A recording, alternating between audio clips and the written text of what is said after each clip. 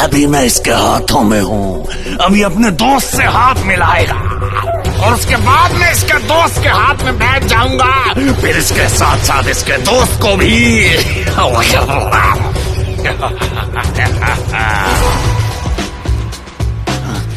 अरे ये क्या हो रहा है?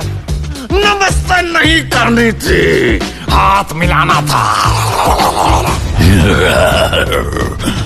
तेरे मुंह के अंदर मेरा प्यारा सा आशियाना है।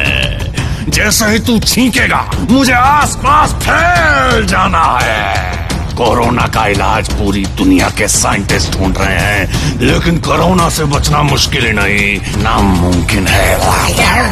अरे ये क्या, इन्होंने तो मास्क लगा लिए और दूर दूर से बात कर रहे हैं। मरेंगे, बचाओ।